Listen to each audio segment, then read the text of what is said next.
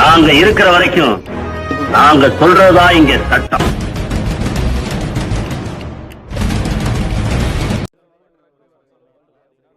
சட்டமைய உறவுகளுக்கு எனது அன்பார்ந்த வணக்கங்கள். இன்னைக்கு நம்ம பார்க்கக்கூடியது G20 மாநாடுனா என்ன அப்படின்றத இன்னைக்கு நம்ம பார்க்க போகிறோம். பாண்டிச்சேரியில் நம்ம ஊரில் பார்த்தீங்கன்னா ஊரெல்லாம் சும்மா பல பலன்னு ஆக்கிட்டாங்க. நாளைக்கு நடக்க இருக்கக்கூடிய அந்த G20னா என்ன அப்படின்றத நீங்கள் நம்ம வீடியோவில் பார்க்க போகிறோம். தொடர்ந்து உங்கள் ஆதரவு கொடுங்க, சப்போர்ட் பண்ணுங்கள். வாங்க வீடியோக்குள்ளே போவோம்.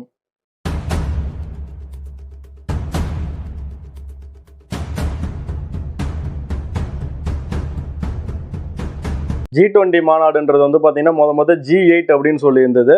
இப்போ பார்த்தீங்கன்னா இப்போ நாளடைவில் அது பார்த்தீங்கன்னா G20 அப்படின்னு சொல்லி சொல்கிறாங்க. இந்த G20 அப்படின்றது பார்த்தீங்கன்னா குரூப் ஆஃப் 20 கண்ட்ரிஸ், அதாவது அப்படின்னு சொல்லி நடக்கும். இந்த G8ல பார்த்தீங்கன்னா இப்போ நான் சொல்கிற கண்ட்ரிஸ் எல்லாமே பார்த்தீங்கன்னா G8ல இருக்குது.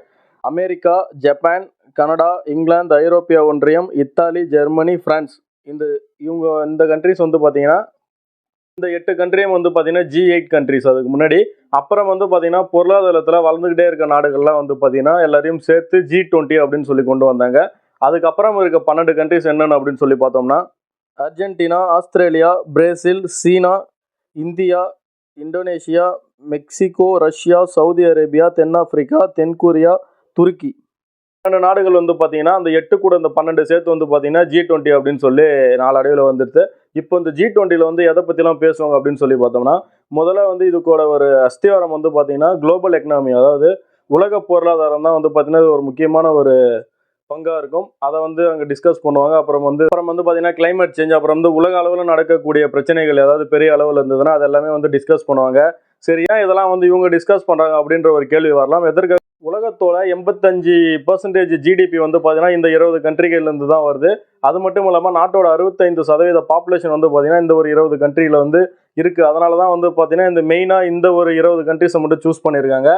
இதில் நம்ம ஐநா சபையில் சொல்கிற மாதிரி இந்த ஓட் போடுறது அந்த மாதிரி எந்த விஷயமும் கிடையாது. இது ஒரு மாநாடு. இதுக்கு பார்த்தீங்கன்னா ஒரே நாடே இதை நடத்தாது. ஒவ்வொரு வருஷம் ஒவ்வொரு நாடு மாறி மாறி நடத்திக்கிட்டே வரும். இப்போ இந்த வருஷம் பார்த்தீங்கன்னா இந்தியாவில் நடத்துகிறாங்க.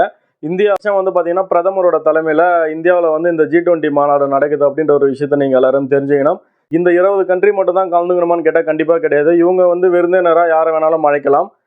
இப்போ இந்த நாடு இப்போ இந்தியா இந்த வருஷம் நடத்துது. இந்தியா நினச்சிது அப்படின்னா யாரை வேணாலும் விருந்தினராக இந்த ஒரு G20 மாநாடு கிடைக்கலாம்.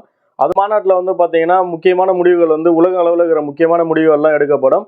அது மட்டும் தான் எடுப்பாங்களான்னு சொல்லி கேட்டிங்கன்னா ஒவ்வொரு நாட்டு தலைவர்களும் அவங்க தனித்தனியாக அழைத்து பேசுறதுக்கான வாய்ப்பும் பார்த்தீங்கன்னா இந்த ஒரு மாநாட்டில் நடக்கும் அப்படின்றத நீங்கள் தெரிஞ்சுக்கணும்.